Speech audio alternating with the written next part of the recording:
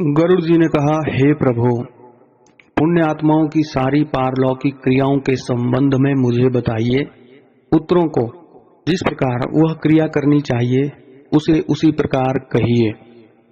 श्री भगवान बोले, हे ताक्षर्य, मनुष्यों के हित की दृष्टि से आपने बड़ी उत्तम बात पूछी है।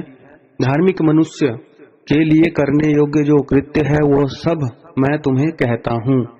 पुण्य आत्मा व्यक्ति वृद्धावस्था के प्राप्त होने पर अपने शरीर को व्याधिग्रस्त तथा ग्रहों की प्रतिकूलता को देखकर और प्राणवायु के नाद ना सुनाई पड़ने पर अपने मरण का समय जानकर निर्भर हो जाए और आलस्य का परित्याग कर जाने अनजाने किए गए पापों के विनाश के लिए प्रायश्चित का आचरण करे। जब आतुर काल उपस्थित हो जाए तो स्नान करके सालग्राम स्वरूप भगवान विष्णु की पूजा कराए।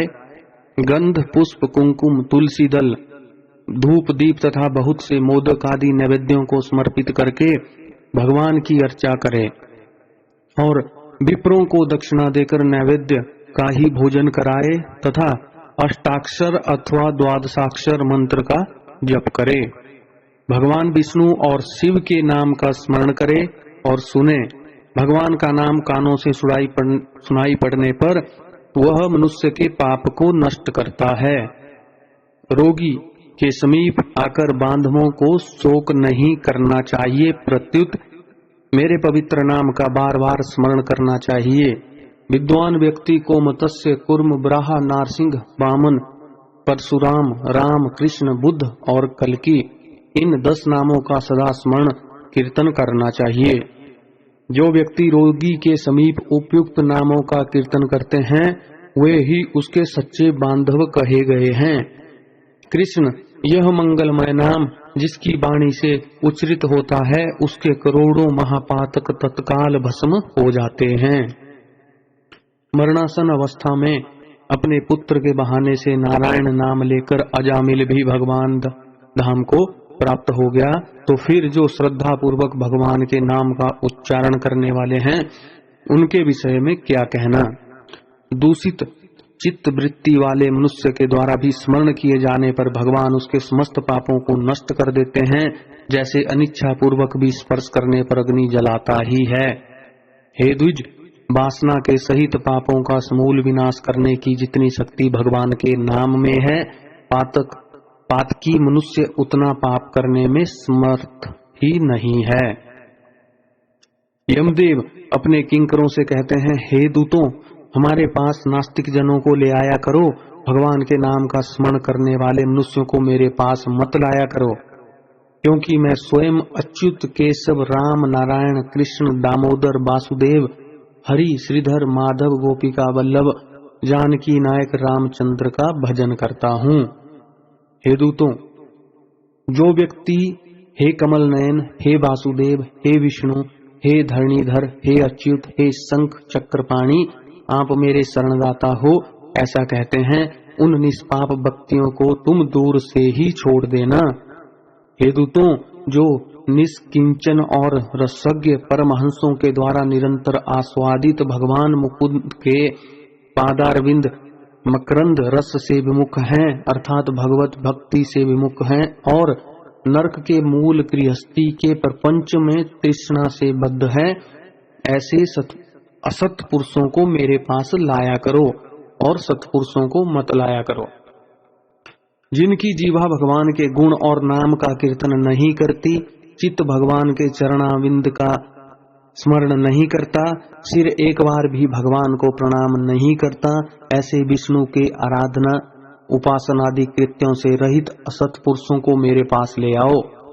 इसलिए हे पक्षींद्र, जगत में मंगल स्वरूप भगवान विष्णु का कीर्तन ही एकमात्र महान पापों के आत्यंतिक और एकांतिक निवृत्ति का प्रायश्चित है, ऐसा जानो।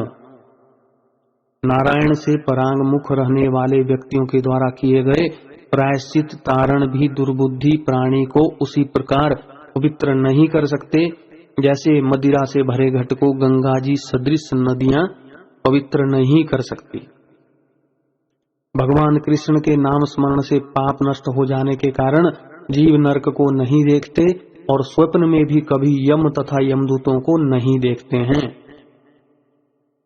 जो व्यक्ति अंतकाल में नंद नंदन भगवान श्री कृष्ण जिसके पीछे चलते हैं ऐसे गाय को ब्राह्मणों को दान देता है, वह मांस हड्डी और रक्त से परिपूर्ण बैतरणी नदी में नहीं गिरता। अथवा जो मृत्यु के समय में नंद नंदन इस प्रकार की वाणी भगवत नाम का उच्चारण करता है, वह पुनः मांस अस्थि और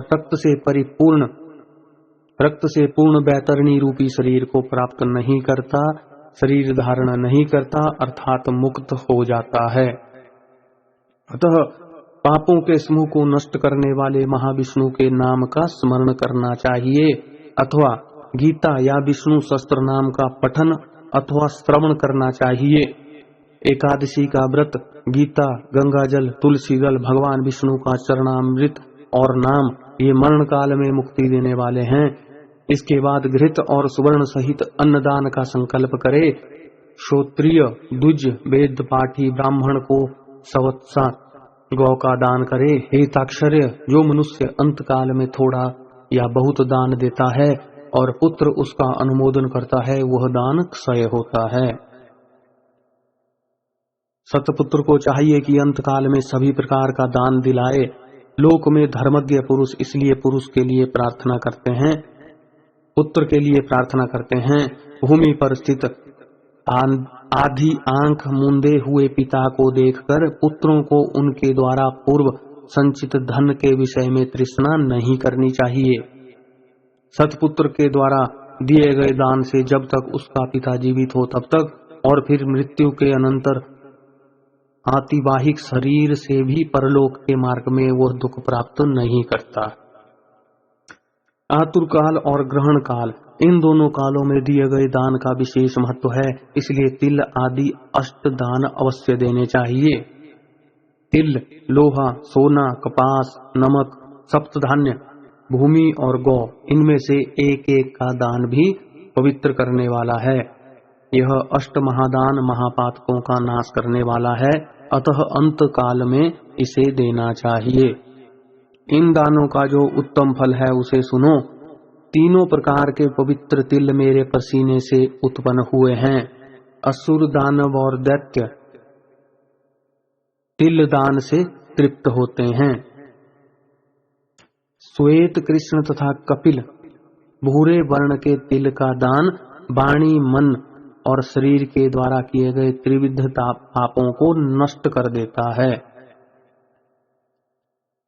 लोहे का दान भूमि में हाथ रखकर देना चाहिए। ऐसा करने से वह जीव यम सीमा को नहीं प्राप्त होता और यम मार्ग में नहीं जाता। पाप कर्म करने वाले व्यक्तियों का निग्रह करने के लिए यम के हाथ में कुल्हाड़ी, मूसल, दंड, तलवार तथा छुरी शस्त्र रूप में रहते हैं। यमराज के आयुधों को संतुष्ट करने के लिए यह लोहे का दान कहा गया है, इसलिए यमलोक में सुख देने वाले लोह दान को करना चाहिए। उरण, श्याम सूत्र, संडामर्क, उदुम्बर से सुंबल नामक यम के महादूत लोहदान से सुख प्रदान करने वाले होते हैं। हे ताक्षर्य, परम गोपनीय और दानों में उत्तम दान को सुनो, जिसे देने से भूलोक, पृथ्वी, भूलोक, अंतरिक्ष और स्वर्गलोक के निवासी अर्थात मनुष्य, भूत, प्रेत तथा देवगण संतुष्ट होते हैं। ब्रह्मादि देवता, ऋषिगण तथा धर्मराज के सभासद स्वर्ण दान से संतुष्ट होकर बर प्रदान करने वाले होते हैं। इसलिए प्रेत के उद्धार के लिए स्वर्ण दान करना चाहिए। हे तात, स्वर्ण का दान देने से जीव यमलोक नहीं जाता, उसे स्वर्ग की प्राप्ति होती है। बहुत काल तक वह जीव सत्यलोक में निवास करता है। तदंतर इस लोक में रूपवान, धार्मिक, वाक्पटु, श्रीमान और अतुल पराक्रमी राजा होता है। कपास का दान देने से यमदूतों से भय नहीं होता। लवण का दान देने से यम से भय नहीं होता। लोहा, नमक, कपास, तिल और स्वर्ण के दान से यमपुर के निवासी चित्रगुप्त आदि संतुष्ट होते हैं। सप्तधान्य प्रदान करने से धर्मराज और यमपुर के तीनों द्वारों पर रहने वाले अन्य द्वारपाल भी प्रसन्न होते हैं। धान, जौ, गेहूं, मूंग, उड़द, काकून, या कंगनी और 7वां चना ये सप्त धान्य कहे गए हैं। जो व्यक्ति गोचर्म मात्र भूमि विधान पूर्वक सतपात्र को देता है वह ब्रह्म हत्या के पाप से मुक्त होकर पवित्र हो जाता है। ऐसा मुनीश्वरों ने देखा है। राज्य में किया हुआ अर्थात राज्य संचालन में राजा से होने वाला महापाप ना व्रतों से, ना तीर्थ सेवन से और ना अन्य किसी दान से नष्ट होता है, अपितु वह तो केवल भूमि दान से ही विलीन होता है। जो व्यक्ति ब्राह्मण को धान्य पूर्ण पृथ्वी का दान देता है वह देवताओं और असुरों से पूजित होकर इंद्रलोक में जाता है। हे गरुड़, अन्य दानों का फल अत्यल्प होता है किंतु पृथ्वी दान का पुण्य दिन प्रतिदिन बढ़ता जाता है। भूमि का स्वामी होकर भी जो ब्राह्मणों को भूमि नहीं देता वह जन्मांतर में किसी ग्राम में एक कुटिया तक भी नहीं प्राप्त करता और जन्मांतर में अर्थात प्रत्येक जन्म में दरिद्र होता है। भूमि का स्वामी होने के अभिमान में जो भूमि का दान नहीं करता वह तब तक नरक में निवास करता है जब तक शेष नाग पृथ्वी को धारण करते हैं। इसलिए भूमि के स्वामी को भूमि दान करना ही चाहिए। अन्य व्यक्तियों के लिए भूमि दान के स्थान पर मैंने गोदान का विधान किया है। इसके बाद अंतधेनु का दान करना चाहिए और रुद्र धेनु देनी चाहिए। तदंतर ऋण धेनु देकर मोक्ष धेनु का दान करना चाहिए। हे खग, विशेष विधान पूर्वक वैतरणी धेनु का दान करना चाहिए। दान में दी गई गौएं मनुष्यों को त्रिविध अधि भौतिक, अधि दैविक और आध्यात्मिक तापों तथा कायिक, वाचिक और मानसिक पापों से मुक्त करती है। बाल्यावस्था में, कुमारावस्था में, युवावस्था में, वृद्धावस्था में अथवा दूसरे जन्म में, रात में, प्रातः काल, मध्याह्न, अपराह्न और दोनों संध्या काल में शरीर, मन और वाणी से जो पाप किए गए हैं वे सभी पाप तपस्या और सदाचार से युक्त वेदविद ब्राह्मण को उपस्कर युक्त दान सामग्री सहित सवत्सा और दूध देने वाली कपिला गौ के एक बार दान देने से नष्ट हो जाते हैं। दान में दी गई वह गौ अंतकाल में गोदान करने वाले व्यक्ति का संचित पापों से उद्धार कर देती है। स्वस्थ चितावस्था में दी गई एक गौ, आतुर अवस्था में दी गई 100 गौ और मृत्यु काल में चित्त विवर्जित व्यक्ति के द्वारा की गई 1000 गौ तथा मरणोत्तर काल में दी गई विधि पूर्वक 1,00,000 गौ के दान का फल बराबर ही होता है। यहाँ स्वास्थ्य अवस्था में गोदान करने का विशेष महत्व बतलाया गया है। तीर्थ में सतपात्र को दी गई 1 गौ का दान 1,00,000 गोदान के तुल्य होता है। सतपात्र में दिया गया दान 1,00,000 गुना होता है। उस दान से दाता को अनंत फल प्राप्त होता है और दान देने वाले पात्र को प्रतिग्रह का दोष नहीं लगता। स्वाध्याय और होम करने वाला तथा दूसरों के द्वारा पकाए गए अन्न को ना खाने वाला अर्थात स्वयं पाकी ब्राह्मण रत्नपूर्ण पृथ्वी का दान देकर भी प्रतिग्रह दोष से लिप्त नहीं होता। विष और शीत को नष्ट करने वाले मंत्र और आग भी क्या दोष के भागी होते हैं। अपात्र को दी गई वह गौ दाता को नरक में ले जाती है और अपात्र प्रतिगृहिता को 101 पीढ़ी के पुरुषों के सहित नरक में गिराती है। इसलिए अपने कल्याण की इच्छा करने वाले विद्वान व्यक्ति को अपात्र को दान नहीं देना चाहिए। एक गौ एक ही ब्राह्मण को देनी चाहिए। बहुत ब्राह्मणों को एक गौ कदापि नहीं देनी चाहिए। वह गौ यदि बेची गई अथवा बांटी गई तो 7 पीढ़ी तक के पुरुषों को जला देती है। हे खगेश्वर, मैंने तुमसे पहले वैतरणी नदी के विषय में कहा था, उसे पार करने के उपाय भूत वैतरणी गोदान के विषय में मैं तुमसे कहता हूं। काले अथवा लाल रंग की गौ को सोने की सींग, चांदी के खुर और कांसे के पात्र की तोनी के सहित 2 काले रंग के वस्त्रों से आच्छादित करें। उसके कंठ में घंटा बांधें तथा कपास के ऊपर वस्त्र सहित ताम्र पत्र को स्थापित करके वहां लोहदंड सहित सोने की मूर्ति भी स्थापित करें और कांसे के पात्र में घृत रखकर यह सब ताम्र पात्र के ऊपर रखें। ईख की नाव बनाकर और रेशमी सूत्र से उसे बांधकर भूमि पर गड्ढा खोदें और उसमें जल भरकर वह ईख की नाव उसमें डालें। उसके समीप सूर्य की देह से उत्पन्न हुई धेनु को खड़ी करके शास्त्रीय विधि विधान के अनुसार उसके दान का संकल्प करें। ब्राह्मणों को अलंकार और वस्त्र का दान दें तथा गंध, पुष्प, अक्षत आदि से विधान पूर्वक गौ की पूजा करें। गौ की पूंछ को पकड़ करके एक की नाव पर पैर रखकर ब्राह्मण को आगे करके इस मंत्र को पढ़ें। हे जगन्नाथ, हे शरणागत वत्सल, भव सागर में डूबे हुए शोक संताप की लहरों से दुख प्राप्त करते हुए जनों के आप ही रक्षक हैं। हे ब्राह्मण श्रेष्ठ, विष्णु रूप भूमि देव, आप मेरा उद्धार कीजिए। मैंने दक्षिणा के सहित यह बैतरणी रूपणी गौ आपको दिया है, आपको नमस्कार है।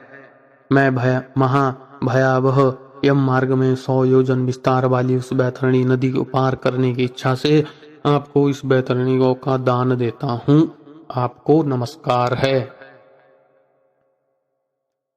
हे बैतरणी धेनु, हे देवेशी, यम द्वार के महामार्ग में बैतरणी नदी को पार कराने के लिए आप मेरी प्रतीक्षा करना, आपको नमस्कार है। मेरे आगे भी गौएं हो, मेरे पीछे भी गौएं हो, मेरे हृदय में भी गौएं हैं और मैं गौओं के मध्य में निवास करूं। जो लक्ष्मी सभी प्राणियों में प्रतिष्ठित है तथा जो देवता में प्रतिष्ठित है, वे ही धेनु रूपा लक्ष्मी देवी मेरे पाप को नष्ट करें। इस प्रकार मंत्रों से भली भांति प्रार्थना करके, हाथ जोड़कर गौ और यम की प्रदक्षिणा करके सब कुछ ब्राह्मण को प्रदान करें। हे खग, इस विधान से जो बैतरणी धेनु का दान करता है, वह धर्म मार्ग से धर्मराज की सभा में जाता है। शरीर की स्वस्थावस्था में ही बैतरणी विषयक व्रत का आचरण कर लेना चाहिए और बैतरणी पार करने की इच्छा से विद्वान को बैतरणी गौ का दान करना चाहिए। हे खग, बैतरणी गौ का दान करने से महामार्ग में वह नदी नहीं आती, इसलिए सर्वदा पुण्य काल में गोदान करना चाहिए। गंगा आदि सभी तीर्थों में, ब्राह्मणों के निवास स्थानों में, चंद्र और सूर्य ग्रहण के काल में, संक्रांति में, अमावस्या तिथि में, उत्तरायण और दक्षिणायन, कर्क और मकर संक्रांतियों में, विषुव अर्थात मेष और तुला की संक्रांति में, व्यतिपात योग में, युगादि तिथियों में तथा अन्य पुण्य कालों में उत्तम गोदान करना चाहिए। जब कभी भी श्रद्धा उत्पन्न हो जाए और जब भी दान के लिए सुपात्र प्राप्त हो जाए, वही समय दान के लिए पुण्य काल है, क्योंकि संपत्ति अस्थिर है, शरीर नश्वर है, संपत्ति सदा रहने वाली है नहीं और मृत्यु प्रतिक्षण निकट आती जा रही है। इसलिए धर्म का संचय करना चाहिए। अपनी धन संपत्ति के अनुसार किया गया दान अनंत फल वाला होता है।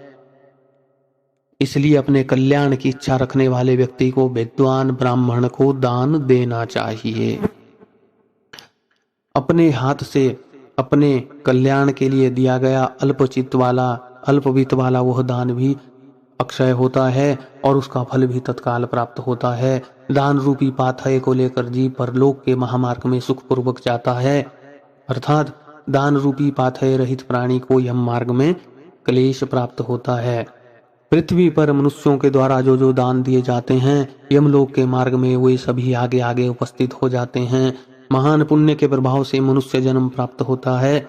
उस मनुष्य योनि को प्राप्त कर जो व्यक्ति धर्माचरण करता है, वह परम गति को प्राप्त करता है। धर्म को ना जानने के कारण व्यक्ति संसार में दुख पूर्वक जन्म लेता है और मरता है। केवल धर्म के सेवन में ही मनुष्य जीवन की सफलता है। धन, पुत्र, पत्नी आदि बांधव और यह शरीर भी सब कुछ अनित्य है, इसलिए धर्माचरण करना चाहिए। जब तक मनुष्य जीता है तभी तक बंधु बांधव और पिता आदि का संबंध रहता है। मरने के अनंतर क्षण मात्र में संपूर्ण स्नेह संबंध निवृत्त हो जाता है। जीवित अवस्था में अपना आत्मा ही अपना बंधु है, ऐसा बार बार विचार करना चाहिए। मरने के अनंतर कौन उसके उद्देश्य से दान करेगा, ऐसा जानकर अपने हाथ से ही सब कुछ दान देना चाहिए, क्योंकि जीवन अनित्य है। बाद में अर्थात उसकी मृत्यु के पश्चात कोई भी उसके लिए दान नहीं देगा। मृत शरीर को काट और ढेले के समान पृथ्वी पर छोड़कर बंधु बांधव विमुख होकर लौट जाते हैं। केवल धर्म ही उसका अनुगमन करता है। धन संपत्ति घर में ही छूट जाती है, सभी बंधु बांधव शमशान में छूट जाते हैं। किंतु प्राणी के द्वारा